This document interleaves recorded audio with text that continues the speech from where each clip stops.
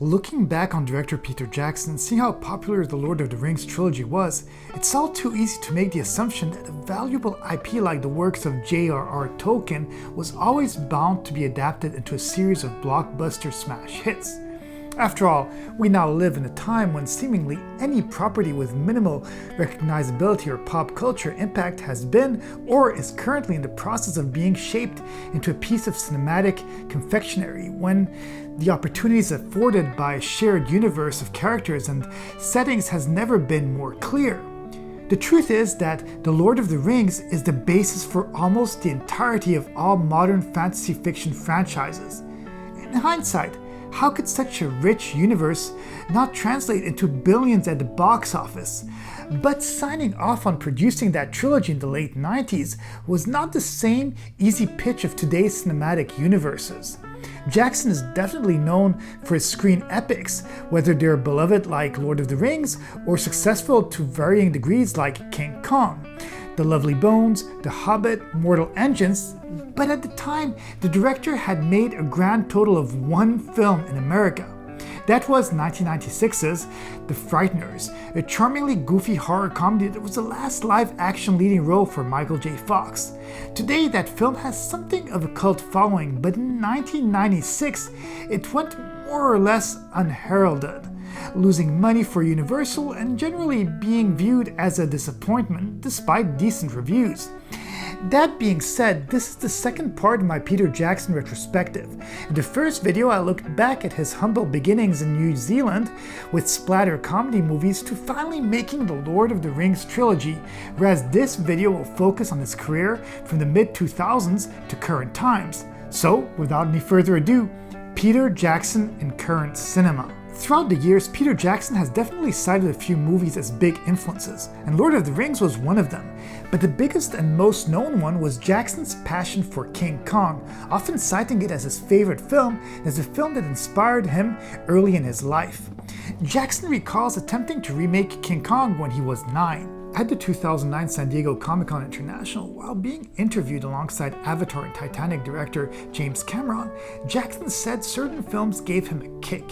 He mentioned Martin Scorsese's crime films Goodfellas and Casino, remarking on something about those particular movies and the way Martin Scorsese just fearlessly rockets his camera around the actors and has those films shot in such a way that he can watch those movies and feel inspired. Other influences include George Romero, Sam Raimi, and special effects by Ray Harryhausen. But with so much passion for King Kong, it's without too much surprise that in 2005, Jackson was able to release his reimagining of King Kong. He was reportedly paid a fee of $20 million upfront, which was the highest salary ever paid to date to a film director in advance of production against a 20% take of the box office rentals. The 2005 epic monster adventure film co-written, produced and directed by Peter Jackson was the second remake of the 1933 film of the same name. Set in the 1930s, this is the story of a group of explorers and documentary filmmakers who traveled to the mysterious Skull Island located near Sumatra to investigate legends of a giant gorilla named Kong.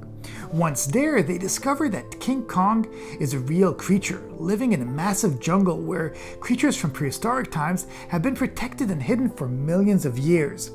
As the explorers search for the great ape, their quest puts them up against both Kong and his dinosaur enemies. Ultimately, it is the attention of a beautiful human woman named Anne that soothes Kong long enough for him to be subdued by the explorers and shipped back to New York. Once in New York City, the great ape is presented as Kong, the eighth wonder of the world on Broadway, starring Baxter and an imprisoned Kong.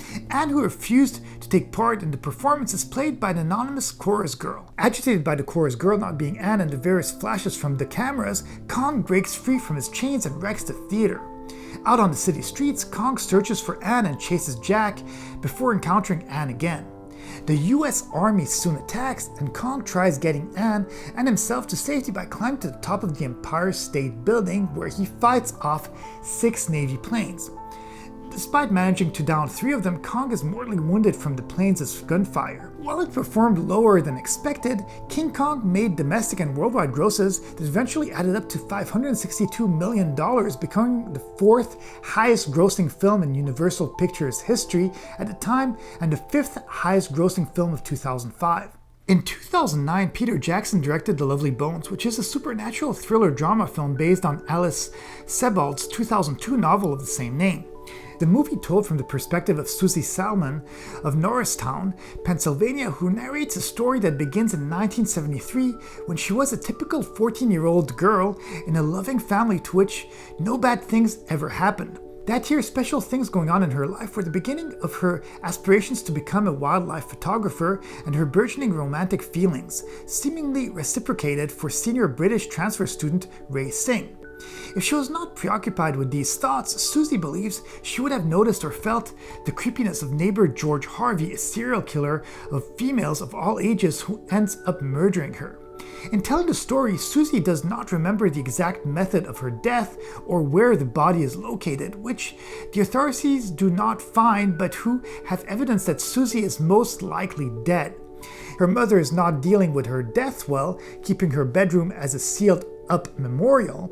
Her father cannot let go of ever finding out what happened to her, although he, along with their two other younger children, feel like they can occasionally feel Susie's afterlife presence. Indeed, Susie, currently in between heaven and earth, is looking over her family as well as Ray. Another neighborhood girl, Ruth Connors, who most deem weird, is also able to feel those in the hereafter, including Susie. However, another young female who Susie meets in her current location tells Susie that she must advance forward to the next step. But Susie seems somewhat determined to try and lead those that can feel her presence to the fact of George being her murderer, especially when his next potential victim seems to be Lindsay. The Lovely Bones was released to mainly mixed reviews from critics. The story and its message were generally criticized, with praise mainly aimed at the visual effects, Peter Jackson's directing, and the performance of Ronan and Tucci. Jackson's project following The Lovely Bones was none other than The Hobbit, which is a film series consisting of 3 high fantasy adventure films. The 3 movies are The Hobbit, An Unexpected Journey, released in 2012, The Hobbit, The Desolation of Smaug, released in 2013, and The Hobbit, The Battle of the Five Armies, released in 2014. The films are based on the 1937 novel The Hobbit by J.R.R. Tolkien, with large portions of the trilogy inspired by the appendices to The Return of the King, which expand on the story told in The Hobbit, as well as new material and characters written especially for their films. Together, they act as a prequel to Jackson's The Lord of the Rings film trilogy. The screenplay was written by Fran Walsh, Philippa Boyens, Jackson, and Guillermo del Toro, who was originally chosen to direct before his departure from the project.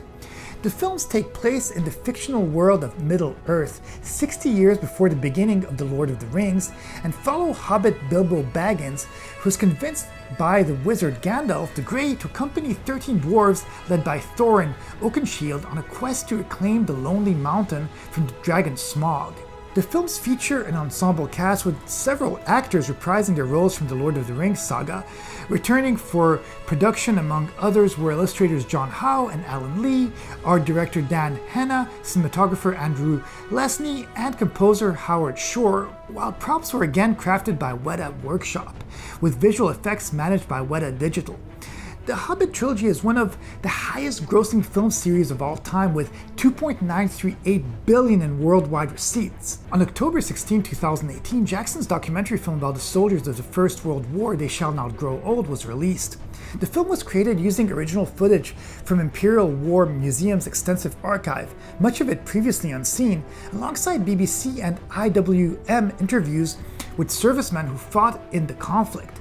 The majority of the footage, save for the start and end sections, has been colorized, converted to 3D, and transformed with modern production techniques to present detail never seen before.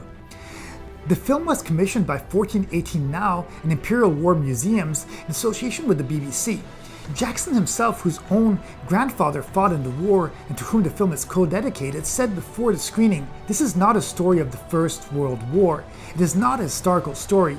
It may not even be entirely accurate, but it's the memories of the men who fought. They're just giving their impressions of what it was like to be a soldier." As of late, Jackson is working on the post-production of a TV miniseries documentary called The Beatles Get Back, about the making of the Beatles' final album, Let It Be. In a process similar to his previous documentary project, They Shall Not Grow Old, this documentary is created around 55 hours of never-before-seen footage and 140 hours of audio made available to Jackson's team. Other future projects include a sequel to Steven Spielberg's animated film based on the Belgian comic strip Tintin, but no official word has been set on if production is starting. It's actually been many years that they said that they were going to release this film, so I guess we'll have to wait and see. Well, that's it. This concludes my look back at Peter Jackson and his career throughout the decades. I really hope that you enjoyed this video. Please be sure to subscribe and hit the like button. Leave me a comment too and let me know what your favorite Peter Jackson movie moment is. Have a great day, and I'll see you guys in the next video.